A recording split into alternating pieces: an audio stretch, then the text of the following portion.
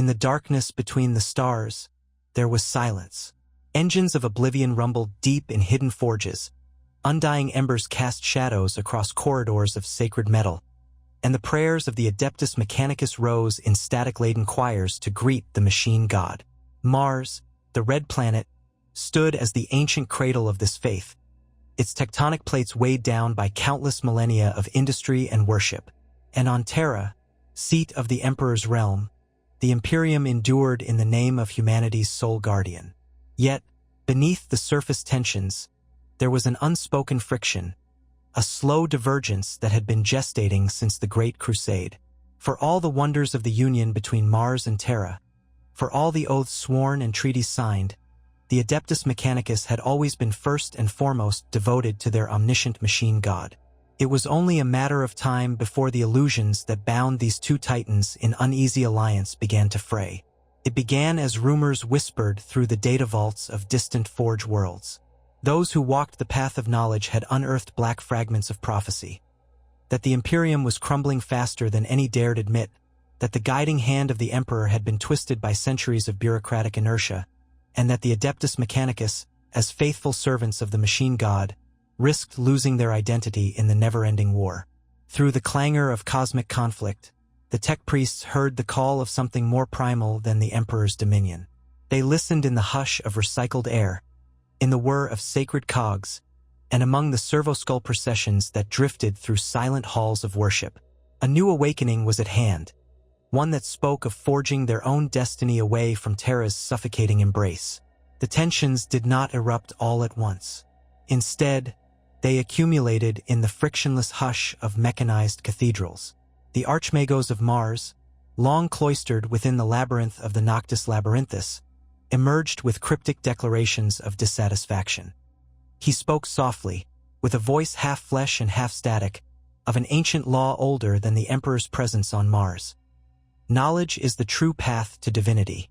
That single statement, repeated in thousands of forge chants across the solar system, carried the power to unmake centuries of tradition. The statement itself was not heretical in the eyes of the Mechanicus. Indeed, they had always believed in the quest for knowledge. But the context now was clear. Knowledge, they said, had to be unbound from the constraints of the Imperium's rigidity. If the Emperor was once the rightful liege of Mars, then that loyalty had been given in exchange for sacred liberties regarding the tech priests' pursuit of science and technology. Now, after 10,000 years, those liberties felt strangled by an Imperium that demanded subservience above innovation, worship above reason, and compliance above exploration. On Terra, the High Lords sensed the shift in the air. Whispers of discontent from the Mechanicus were not uncommon. But these whisperings had a particular intensity to them, carrying over the warp's currents to the spires of the Imperial Palace. The Adeptus custodes themselves, stoic guardians of the Emperor's sanctum, recognized that a fracture with Mars would be a mortal threat. A broken union would not merely mean logistical nightmares or slowdowns in weapons production. The Imperium's entire military engine, from the smallest loss gun to the mightiest battleship, depended upon the Mechanicus for design, maintenance, and repair.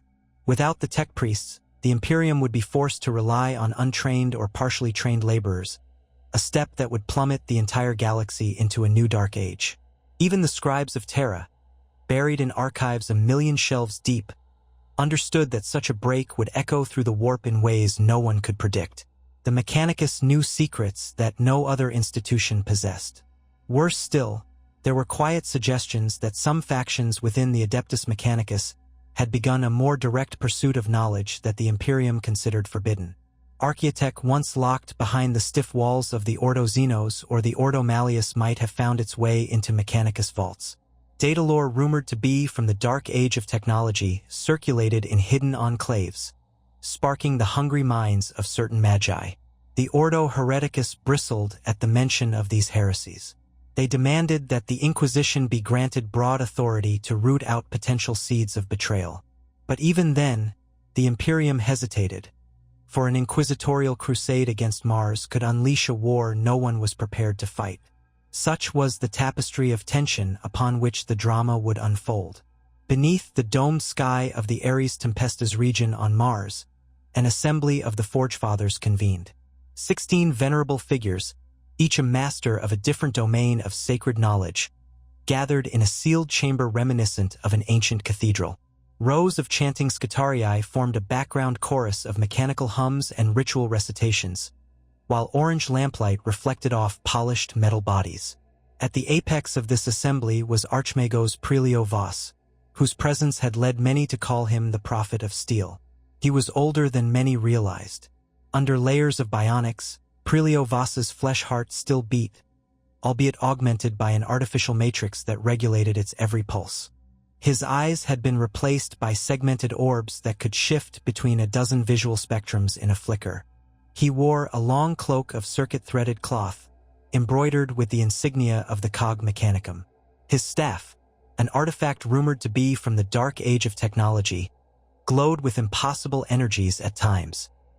There had been rumors that he communicated with an entity that dwelled in the data wells beneath Olympus Mons, an entity that might have predated the Emperor. None knew the truth. This convocation of the Forge Fathers was the result of careful orchestration. Factions within the Mechanicus, some moderate, some radical, and some dangerously heretical, were represented by their most influential voices. Each had come to speak on the question that now hovered over their faith, whether to remain bound to Terra or to chart a new course for the Adeptus Mechanicus. The official reason for the meeting was a discussion of Titan allocations and resource management across the Forge worlds. Unofficially, it was an opportunity for the highest echelons to debate what many had already decided in their hearts. Prelio Vos regarded those assembled with an expression that was all but unreadable on his metal-sculpted face. "We stand on the cusp of a revelation," he said, his voice modulating through hidden Vox emitters. "For 10,000 years, we have served the Imperium under the Treaty of Mars. In that time, we have provided arms and armor, starships and titans, and the immeasurable force of our scutarii. In return, we have been allowed to worship the machine god, to toil in his name, to uncover fragments of knowledge from ages past. Yet we have lost far more than we have gained. We have been stifled. The Imperium's laws, driven by fear and superstition, have kept us from true enlightenment. Our grandest designs have been subjugated by the demands of an empire that clings to tradition even when that tradition leads only to decay." One of the Forge Fathers, a conservator known as Mugos Mariba, fixed Prelio Vos with a stern look. Mariba still possessed a human mouth, though it was laced with cables.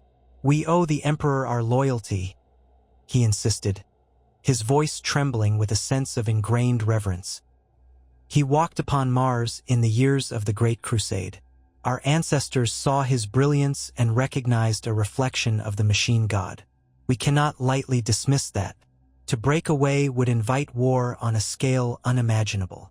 A wave of mechanical limbs tapped out datacode signals of disapproval or agreement from across the table. Vos allowed the moment to pass in respectful silence before replying, "We do not dismiss the greatness of the Emperor. Indeed, if he were yet awake and guiding the Imperium, perhaps we would not be forced to consider such an action. But the Emperor is entombed upon Terra, his mind locked in stasis, and his realm is governed by mortal hands. Those hands have proven themselves unworthy stewards. Through their ignorant decrees, entire gene labs have been burned, entire fields of study declared heretical. Our quest for knowledge has been curtailed in the name of dogma."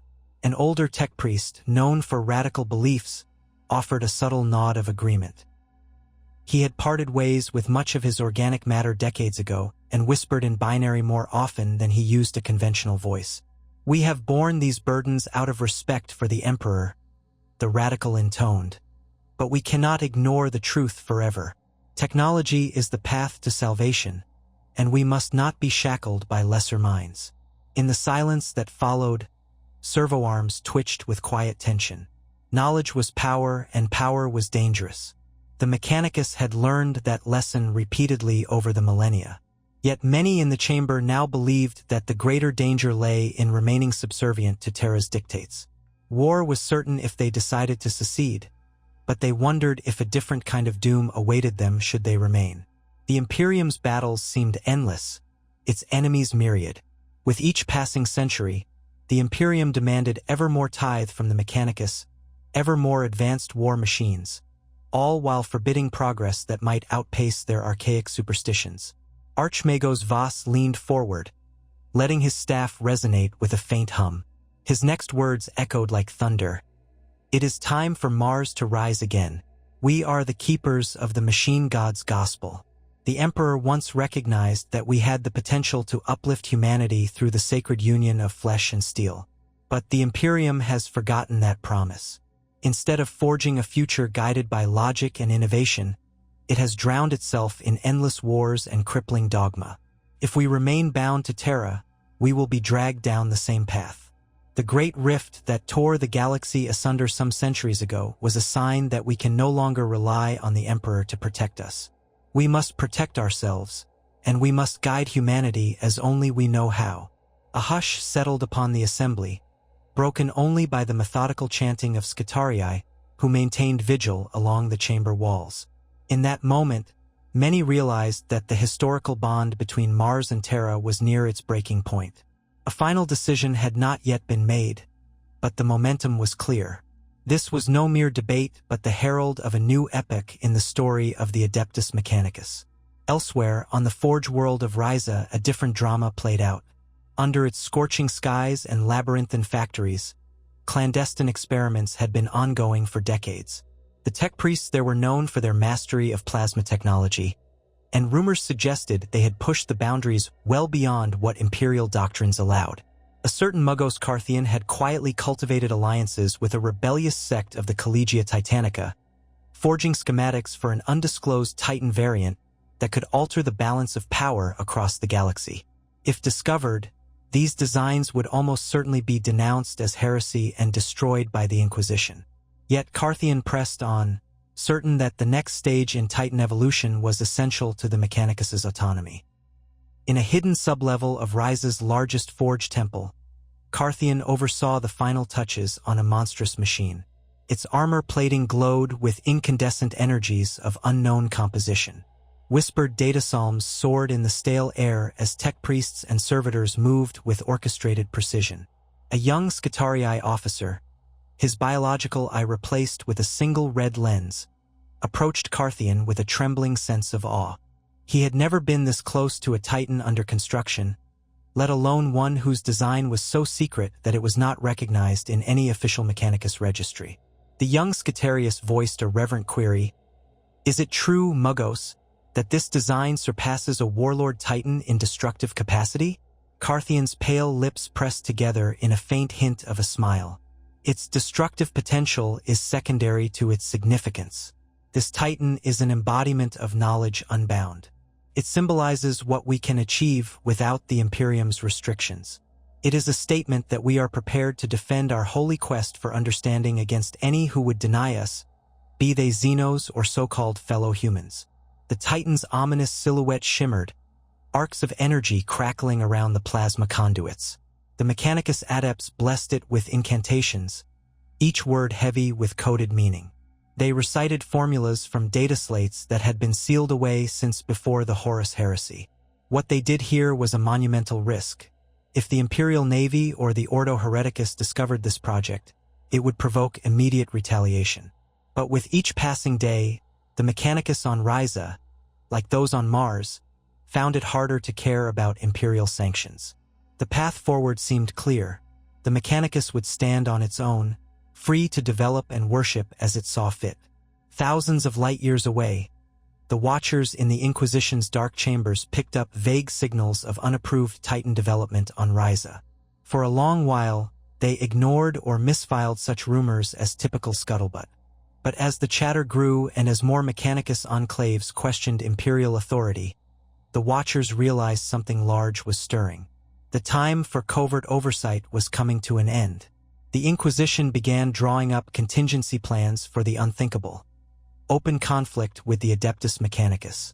They studied every historical precedent, from the Age of Apostasy to the Schism of Moirae, but nothing in Imperial records approximated a total break with Mars. The Mechanicus was simply too entrenched, too critical. If war came, the Imperium might lose every advantage it had ever held. The High Lords of Terra, receiving these alarming messages, entered crisis mode. They sent out urgent missives to the Fabricator General of Mars, begging for an audience, seeking to quell the growing dissatisfaction. Delegations from Terra arrived on Mars bearing extravagant tokens of respect, from ancient STC fragments to relics that had once belonged to revered tech priests. But these gestures, once the currency of cooperation, now rang hollow. As soon as they arrived, Archmagos Voss and his supporters scrutinized them with cold curiosity. The High Lords appealed to the Mechanicus' sense of duty. They reminded them of the Great Crusade, the Emperor's divine technology, and the oaths sworn in that age. They spoke of the Prime Arcs who had once led armies alongside the Mechanicus. The arguments were strong, the appeals sincere. Yet, behind them, the old chains of subservience were unmistakable. In a formal setting, the Adeptus Mechanicus recited their vows of loyalty and indicated that they would continue to serve the Emperor's will. But in private, the secession plans proceeded without pause. Negotiations between the Mechanicus and certain rogue traders gained momentum, offering the promise of new supply routes and new resources once the break occurred. Even some factions within the Imperial Navy, those stationed on Forge worlds for centuries and who felt a certain kinship to the tech priests, began to question where their loyalties should lie. The idea that the Imperium was unstoppable began to erode, replaced with the notion that the Mechanicus could, and perhaps should, stand alone. On the outer edges of Segmentum Solar, a flotilla of Mechanicus vessels assembled in secret. They were disguised as cargo ships or routine patrol craft, but their holds carried weapons that surpassed the standard Imperial designs. Many of the captains were Skitarii veterans who had grown tired of fighting wars on 1,000 fronts with little hope of progress. They believed wholeheartedly that the Imperium was failing and that only the Adeptus Mechanicus could preserve humanity's future. These were not merely outcasts or radicals. Many had impeccable service records, but all had fallen under the sway of an idea that the Imperium's strictures had become the very chains that would drag humanity down. In hushed gatherings upon these vessels, tech priests and officers spoke openly of the day when they would declare Mars sovereign under the machine god, free of Terra's yoke. Some allowed themselves to dream of what knowledge lay beyond the veil.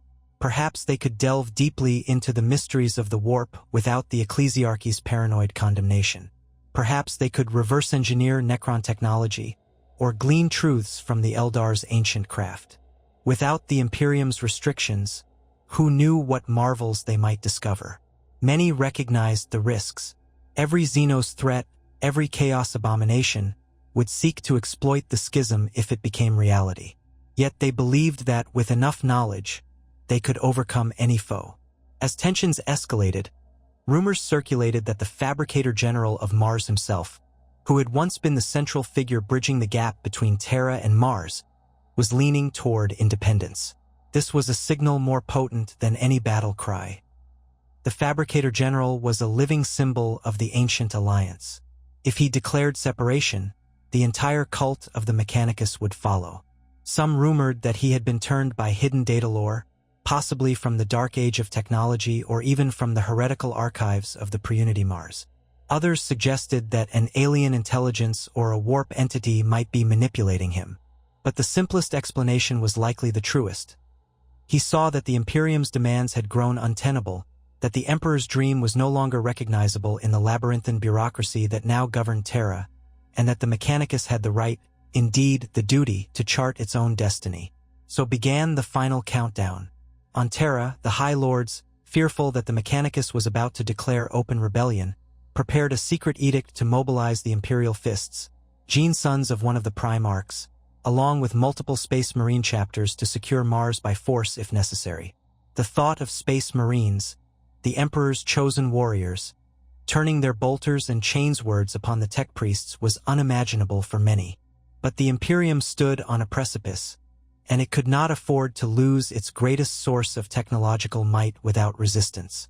Meanwhile, the Inquisition pushed forward with infiltration cells on Forge worlds across the galaxy, hoping to sabotage or delay any large-scale Mechanicus mobilization. The more radical Inquisitors even advocated for virus-bombing critical Forge nodes to cripple the Mechanicus. Yet cooler heads prevailed, for such an action would destroy priceless STC fragments, obliterate entire populations of skilled laborers, and potentially bring about the Imperium's downfall as surely as a Mechanicus victory would. On Mars, Archmagos Prelio Vos prepared the final rites. In a grand ceremony watched by thousands of tech priests and broadcast across hidden networks, he invoked the ancient pacts with the machine god. He chanted in a long-forgotten dialect of binaric code, calling upon the power and wisdom of the Martian heritage. The atmosphere crackled with electricity as the Mechanicus congregants, each in their own specialized vestments, joined in. Across the planet, factories paused, engines quieted, and even the labor servitors stilled. It was as though the entire world held its breath. Into that silence, Vos proclaimed a new era. With slow deliberation, he renounced the oaths that had bound Mars to Terra, explaining that the Mechanicus had upheld its side of the bargain for millennia, only for the Imperium to become a pale shadow of what it had been. He spoke of the Emperor's greatness, of the time when he walked among them, forging a vision of humanity ascendant through technology. That vision, Vos declared, had been corrupted by lesser men, by a failing bureaucracy that no longer had the Emperor's living wisdom to guide it. To follow such a regime would be to betray the machine god's higher purpose. When he finished his invocation, the entire planet seemed to tremble. Great spires of metal chimed like immense bells. A new symbol was displayed across every Martian data screen, the sigil of the Cog Mechanicum, but with a radical alteration that signaled independence. It was a moment that would live forever in infamy or glory, depending on one's perspective. Mars had declared itself free of Terra's rule. The effect was immediate and seismic. Forge worlds across the galaxy, some more devoutly loyal to the Imperium, hesitated, unsure which side they would choose. Others, already leaning toward independence, followed Mars's lead and declared their sovereignty. In moments, entire swaths of the Imperium's industrial backbone were effectively removed from Imperial command. Panic spread through the segmentum capitals. Astropaths struggled to keep up with the flood of contradictory messages. On many worlds, local Scutarii regiments turned their guns away from Xenos threats and reoriented them toward the nearest Imperial authority. Some planetary governors, seeing the writing on the wall, attempted to negotiate with the tech priests for continued trade. Others readied their PDF forces for a siege. The High Lords of Terra, outraged, convened an emergency session in the Eternity Gate's shadow. They debated for days on end how to respond. Over and over, they returned to the same dreadful conclusion. The Imperium could not survive without the Mechanicus. But to accept the Mechanicus's independence would mean acknowledging that the Imperium was no longer a singular entity. It would be the first step in potential fragmentation across the galaxy. If Mars could break free, who else would see fit to do the same? The threat of civil war loomed, one that might eclipse even the Horus heresy in its scale and consequences. Though the Emperor had united humanity's factions 10,000 years ago, that unity was already fracturing. Space Marine chapters began to mobilize. Word reached them from Terra. They were to stand by for immediate action should the Mechanicus seize critical worlds. Some chapters reacted with grim acceptance, acknowledging that they might soon have to fight the very tech priests who had armed them. Others hesitated. Their legends recalled how, during the Great Crusade, the Emperor had personally negotiated with Mars. Many Astartes still revered the Mechanicus for their role in the forging of their war gear. A few rebel-minded chapters, particularly those that had been pushed to the fringe by the Codex Astartes or by suspicion of gene seed impurity, saw an opportunity in the Mechanicus's rebellion.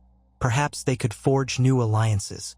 At the very least, they wanted to see how the initial battles would play out before committing to a side. Mars, meanwhile, braced for a possible assault from Terra.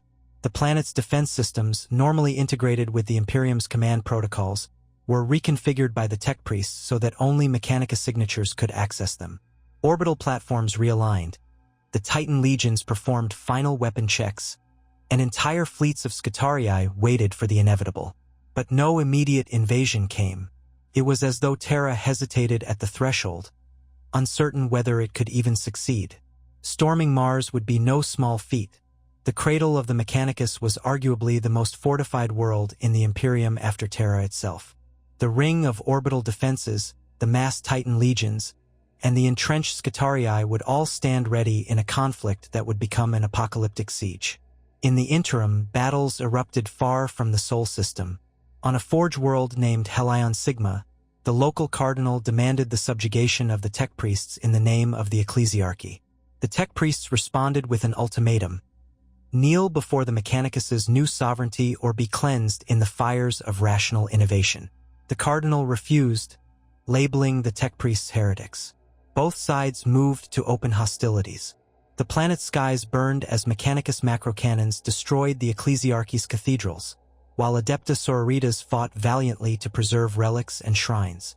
The Sororitas inflicted heavy casualties on the Scutarii, but with each Mechanicus war machine that marched across Helion Sigma's surface, the tide turned in favor of the tech priests. Before long, Helion Sigma was firmly in Mechanicus' hands. The cardinal was captured and put on trial before a council of magi, where he was found guilty of obstructing the righteous pursuit of knowledge. His end was broadcast across the HoloNets, a stern warning to any who would stand in the Mechanicus's path. Similar conflicts arose on other worlds.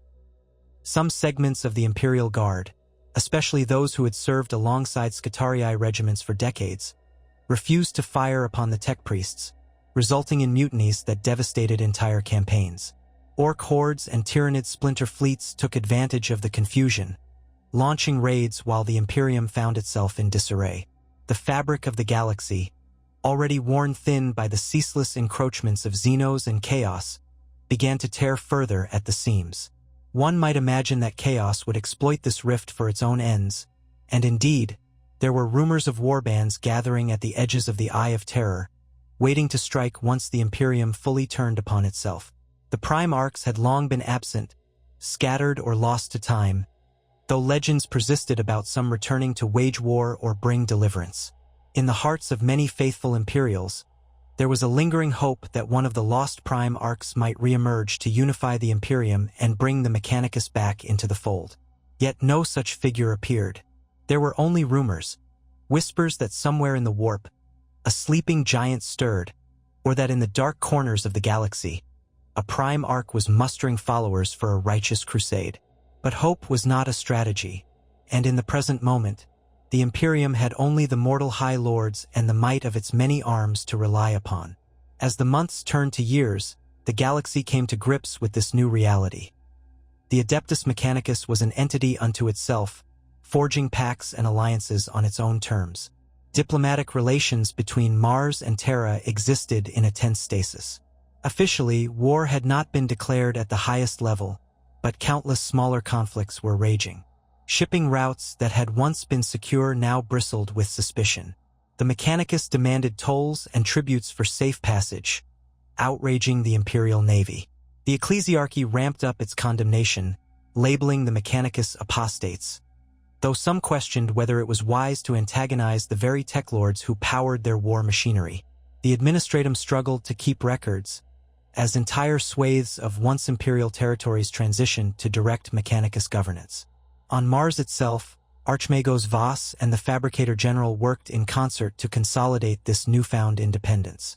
They established a system of governance that mirrored the Imperium's structure in some ways, yet was wholly dedicated to the pursuit of technology.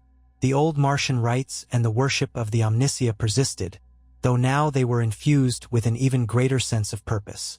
Tech priest assemblies replaced ecclesiastical authorities in territories under Mechanicus control.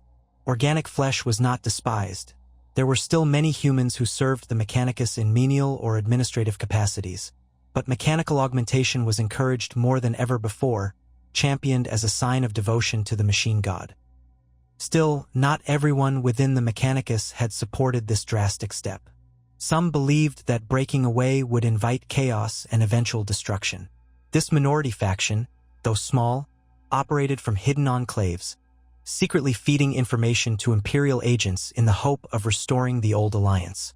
They believed that the Emperor would eventually awaken or that a Prime Arc might intervene, and that the Mechanicus should stand ready to fulfill its ancient vows.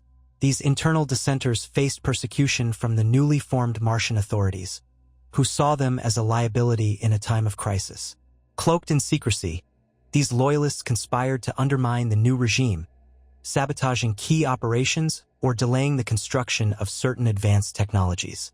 Their efforts, though minor in comparison to the might of the Mechanicus, prevented the rebellious faction from fully mobilizing without interruption. In the outer sectors, multiple xeno-species took note of the growing rift. The Eldar, with their usual cryptic awareness, recognized that the Imperium was weakened, yet also saw that the Mechanicus might become an even more dangerous force if left unchecked. Farseers debated whether to intervene, to manipulate events to ensure the Mechanicus or the Imperium would not grow strong enough to threaten Eldar interests. The Tau, ever opportunistic, dispatched emissaries in the hope that the newly sovereign Mechanicus might be more open to trade or alliances based on the greater good. This largely fell on deaf ears, as the Mechanicus had little interest in the Tau's brand of synergy. Meanwhile, Orc warlords rejoiced at the prospect of more widespread fighting, seeing new targets to crump in both the Imperium and the Mechanicus. The Tyranids, mindless in their hunger, simply advanced wherever biomass beckoned, indifferent to the political nuances of the humans they devoured. On a newly conquered world in the Ultima Segmentum, the Mechanicus set up a grand experiment that encapsulated the essence of their rebellion. They named this world Envilium Omicron, dedicated entirely to research in the open. No longer hindered by imperial taboos, the tech priests here delved into ancient xenotech, dabbling in psychoreactive crystals once associated with the Eldar, neutron siphon designs gleaned from battered Necron constructs, and gene-hacking methods reminiscent of the dreaded Tyranids. Some suspected that dabbling in such radical experimentation might court catastrophic consequences.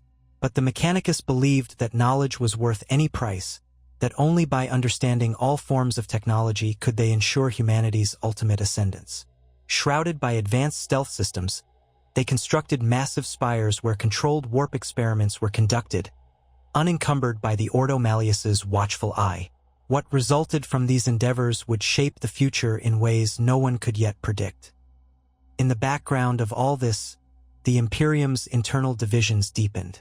Cardinal after cardinal pronounced excommunication upon the Mechanicus, while some factions within the Imperial Guard insisted that a diplomatic solution might still be possible.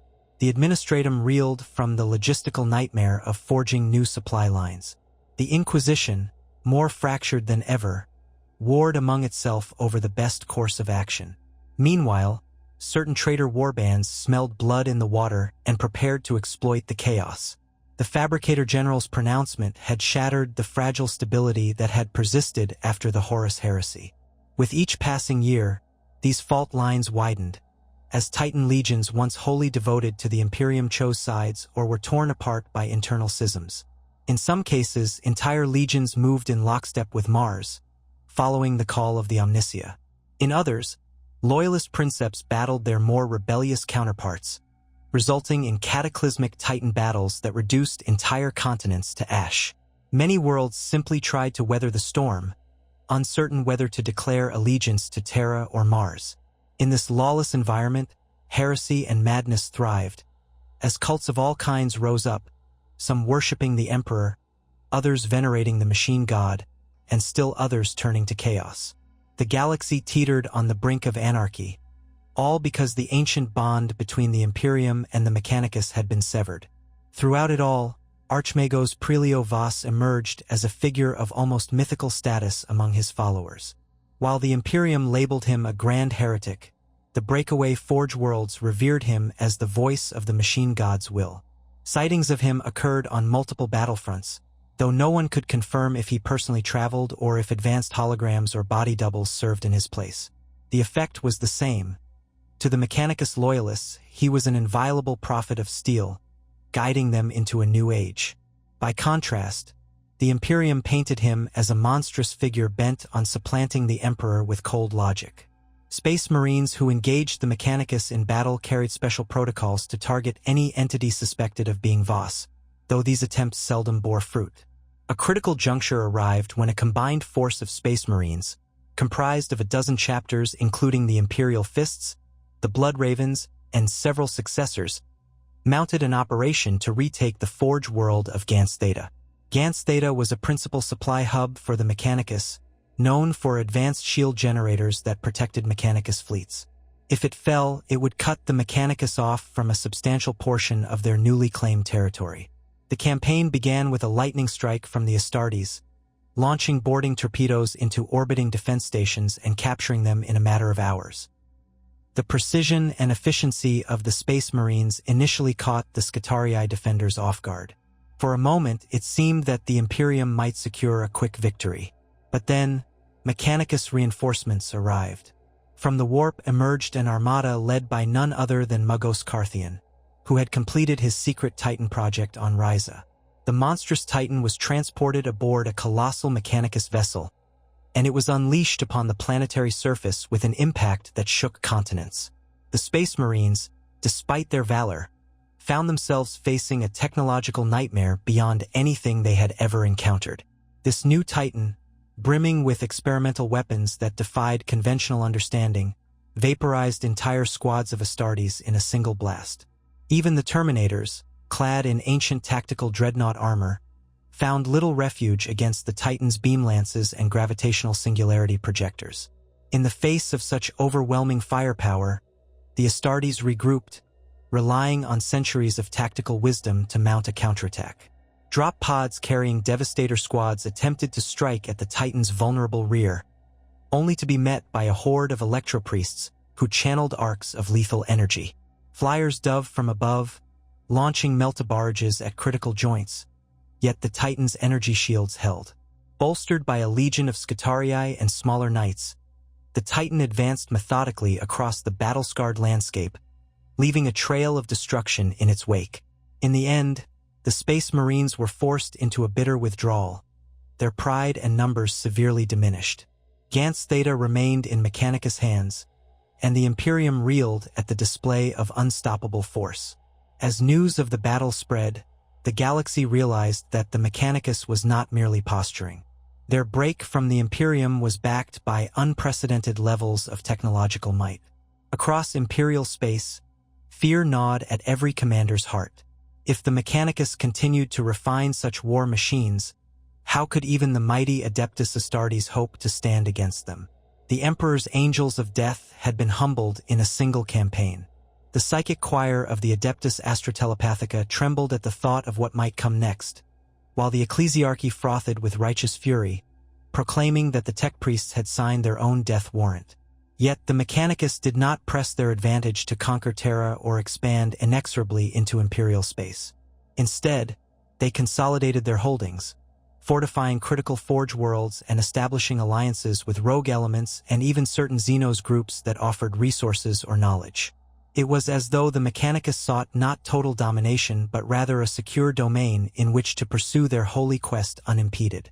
For them, the conflict with the Imperium was a regrettable necessity, an act of self-preservation, and a means to an ultimate end: the evolution of humanity through the fusion of flesh and machine. In time, cautious diplomatic overtures arose, initiated by sectors of the Imperium that simply could not function without Mechanicus supplies. In return for strategic resources, certain Imperial commanders promised not to interfere in the Mechanicus's internal affairs. These deals were brokered quietly, never acknowledged by the High Lords of Terra, who still clung to the official stance that the Mechanicus was in open rebellion. But at the granular level, pragmatic governors, generals, and admirals recognized that survival mattered more than unwavering loyalty.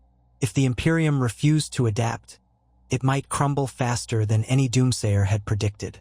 The narrative of the Adeptus Mechanicus's break from the Imperium became a cautionary tale across the galaxy, a testament to the power of knowledge, the rigidity of faith, and the lengths to which an oppressed power would go to defend its autonomy. It was no simple war of black and white. Many Scutarii believed they were fighting for the truth of the machine god, just as many guardsmen believed they were defending the Emperor's rightful realm. Families and friends were torn apart, not just by ideology but by the demands of a galaxy forever in conflict. Some Forge worlds swore unwavering loyalty to the Imperium, while others embraced the Mechanicus's cause with fanatical devotion. Many inhabitants of distant planets found themselves caught in the crossfire, forced to choose sides or risk annihilation.